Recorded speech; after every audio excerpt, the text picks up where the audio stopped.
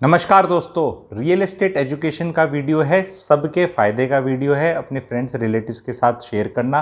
Topic का नाम है जी बैंगलोर, बारिश एंड बेवकूफ़ी की बातें।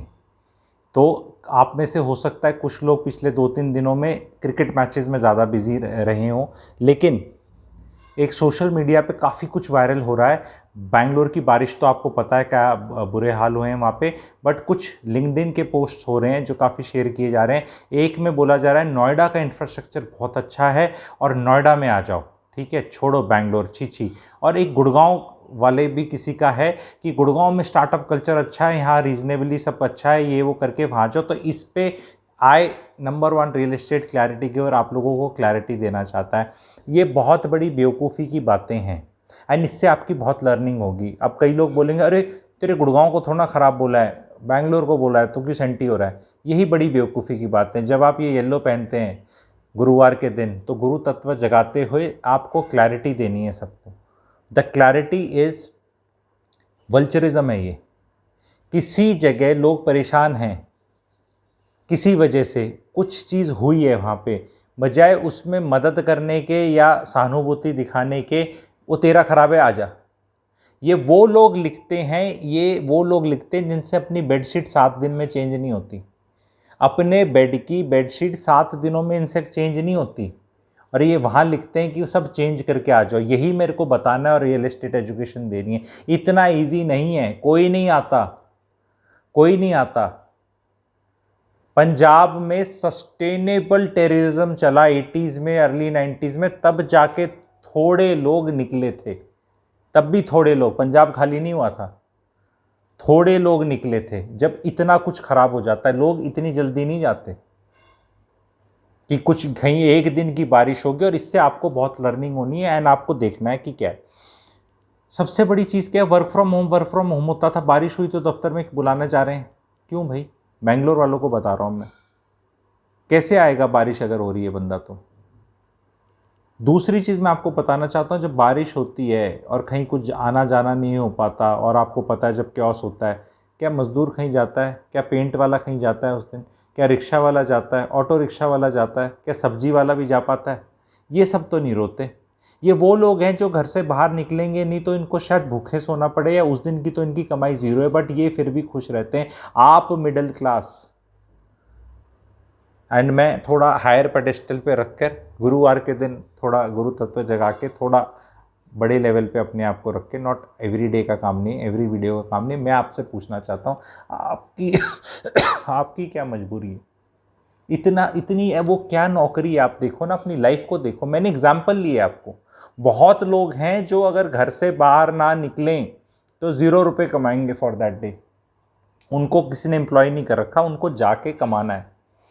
और ऐसी चीज़ अगर 2, 4, 5 दिन हो जाए बारिश की वजह से, तो वो इंसान 3 दिन कुछ नहीं कमाएगा। कोविड में इन लोगों का क्या हुआ? 2 साल एंटाइटल्ड है एक मिडिल क्लास और इनके एम्प्लॉयर। सारा कसूर मैक्सिमम तो एम्प्लॉयर्स का बताऊंगा। उनको कुछ हो जाए, अर्थक्वेक आ जाए, किसी के को मर जाए, कुछ हो जाए, कोई लेना देना नहीं है। Profit growth, profit growth, profit growth company, और लिख रहे हैं इतने करोड़ों का नुकसान हुआ। मैं कहीं भी यहाँ स्टेट गवर्नमेंट्स को, म्युनिसिपल जो कॉरपोरेशंस हैं और जो आपकी सरकारी तंत्र है, उसको क्लीन चिट नहीं दे रहा। उनका they are found wanting. But मैं एक चीज़ बोल रहा हूँ, एक बार अगर कोई नेचर में बारिश ज़्यादा आए, बहुत ज़्यादा, कि बाढ़ की स्थिति हो जाए, उसको कोई नहीं रोक सकता भाई। ये आपके उत्तराखंड में पूरा बह जाता है, तब किसको ब्लेम करते हो? भुज में अर्थक्वेक आया तो किसको ब्लेम किया आपने? बड़े बड़े शहर, न्यूयॉर्क जैसे शहर, वहां पे वाइट आउट हो जाता है, बिजली बंद हो जाती है, और होता है, हर साल होता है, जस्ट आप मॉनिटर नहीं करते। ये वही देश है ना, ये हम वही लोग हैं ना जो यहाँ पे मतलब फेमाइन में मर जाया करते इतने सारे। अब हम इतने लाट साफ हो गए हैं कि हमें एक दिन की बारिश में, देखो थोड़ा अलग लेवल पे बता रहा हूँ ये बात, रियल एस्टेट पे इन चीज़ों का कोई फ़र्क प्रैक्टिकली नहीं पड़ता। और इस तरह की बेहूदी चीज़ें सजेस्ट करना, तभी जैसे मैं अगर वीडियो बनाऊं, मैं नोएडा वालों को बोलूं नोएडा छी छी, और मेरे पास 50 रीजंस मैं निकालूं जो कि गूगल वेरीफाइबल, और बोलो तुम गुड़गांव आ जाओ, वो बेहूदी बात है। जैसे कि गुड़गांव में जब वो आया था रिजर्वेशन, आपको पता होगा 75% फॉर हरियाणा वाला, now all companies will move move, बताओ कोई मूव करी क्या? दबा के रेट जब वो निकला, और आज के रेट देख लो गुड़गांव के, मतलब अगले महीने गवर्नमेंट ने सर्कल रेट बढ़ा दिया, और लोग कह रहे थे कि यहाँ से तो चले जाएंगे, कंपनी चली जाएगी, सब चला जाएगा। बता तो दो क्या हुआ? 75% हरियाणा वालों के लिए 30,000 से कम की, उस दिन भी मैंने वीडियो बनाया था भाई, 30,000 से कम की नौकरी वाला कौन है गुड़गांव में, बताना। 30,000 में तो गुजारे नहीं है यहाँ पे, खाना खाना, इंटरनेट करना, कपड़े पहना, बाइक में डालना, रेंट देना, बिजली देना, आप बता लो कितने में पूरा होता है? तो वो उसमें रिजर्वेशन था, तो वो कोई जिनके लिए रिजर्वेशन हुआ वो खुश नहीं, वही क्लैपिंग कर देते कि हमारे लिए तो पाथ ब्रेकिंग हो गया, पता नहीं क्या हो जाएगा। थोड़ा खुश हुआ, खूब आर्टिकल आए, निकल जाएंगे, अभी गूगल करके देख लो, मैंने एक क्लैरिफिकेशन वीडियो अगले दिन ही बता दिया था, इसका कोई मतलब नहीं है। और अब तो ऐसा हो जाएगा बताओ ना। और नोएडा वाले उस टाइम हमारे पास आ जाओ, अब आ जाओ, ऐसे यार। मैं नोएडा वालों को भी बताना चाहता हूँ, इवन गुड़गांव और हर वालों को, यार अपने दम पे कराओ यार। ये होता है कि अपना बसाने के लिए तुम किसी और का उजाड़ने चाहते हो। तुम नोएडा में भैया इतने तुम इंफ्रास्ट्रक्चर की दुहाई देते हो, गुड़गांव वाला तो नहीं देता। तुम स्विट्जरलैंड वालों को बुला लो, ऑस्ट्रेलिया वालों को बुला लो, स्वीडन वालों को बुला लो, और कुछ नहीं तो तुम अपने आगरा और कानपुर वालों को ही बुला लो। भाई 25 करोड़ का यूपी है, खचाखच क्यों नहीं बढ़ा नोएडा? खचाखच होना चाहिए ना, इतना ग्रेट है तो। मतलब पॉपुलेशन 8 लाख पे क्यों अटकी पड़ी है? 18 लाख क्यों नहीं? 25 लाख क्यों नहीं? नोएडा और गुड़गांव का भी मैं कंपैरिजन करूंगा, मैं इसमें सारी डिटेल्स नहीं देने वाला आप लोग को, पर 1976 में नोएडा बना था, north Okhla industrial development authority. North Okhla Okhla Okhla क्या है? Old canal housing authority. मतलब एक्रोनिम के अंदर एक्रोनिम के अंदर एक्रोनिम के अंदर एक्रोनिम। कौन सी पिक्चर थी वो? मैट्रिक्स। ठीक है, मतलब समझ रहे हैं आप? मत करो ऐसे, ये बेवकूफ़ी की बातें। आप जिसका जो शहर अच्छा होगा, जहाँ कोई कुछ आएगा आ जाएगा। हाँ, कोई इंसान बाहर का पूछ रहा है कि भी नोएडा में प्रॉपर्टी इन्वेस्ट करूं, गुड़गांव में करूं, जैसे एनआरआई पूछ रहा है, ये कुछ रहा है, तो आप बोल सकते हो कि ये अच्छा है, वो अच्छा है, वहाँ ये अच्छा है, तब कर लो। पर आप बिजनेसेस को उजाड़ना चाहते हो अपना वो करने के लिए, आप ये किसी के लिए विश करना चाहते हो, आ जाओ हमारा जेवर एयरपोर्ट तैयार हो रहा है, वहाँ से सारे के सारे जहाज सीधा स्विट्जरलैंड जाएंगे, और वहाँ से वीज़ा मिलेगा, गोल्डन वीज़ा दुबई का मिलेगा, जो भी जेवर में आएगा। और वहाँ पे प्लॉट, अथॉरिटी के प्लॉट, इतने प्लॉट। खुद तो बेवकूफ़ बन ही रहे हो, विच इज़ ओके, ठीक है, बाकियों को भी बना रहे हो। और जो गुड़गांव वाले बोल रहे हो कि भाई तुम्हारा स्टार्टअप अच्छा है, तो तुम्हें एक चीज़ बता दूं, बैंगलोर में मैक्सिमम यूनिकॉर्न्स हैं, जो $1 बिलियन की 100 से ऊपर कंपनी है, मैक्सिमम वहाँ हैं।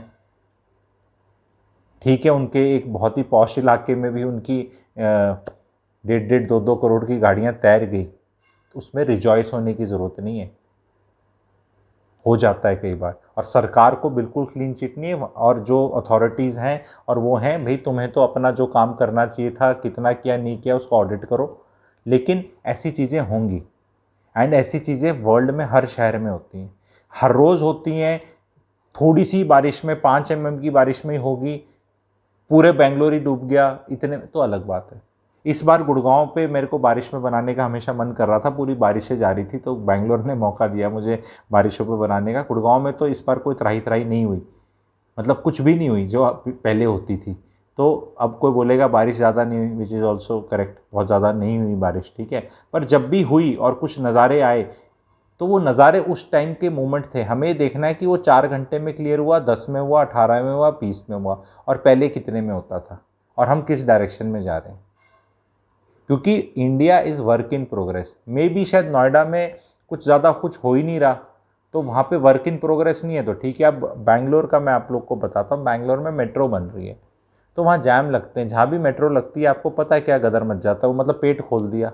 अब वो बंद करने में टाइम लग रहा है, ऑपरेशन ऑन है, कई दिन से बन रही है पर वो बन रही है, तो उससे रिलीफ मिलेगा बनने का, जब भी बनेगी वो। लेकिन सिंस अब सब कुछ खुदा पड़ा है, तो ऑफकोर्स पेन है। किसी ने उसी में लिखने में लिखा था, क्या है बेंगलोर में मौसम तो अच्छा।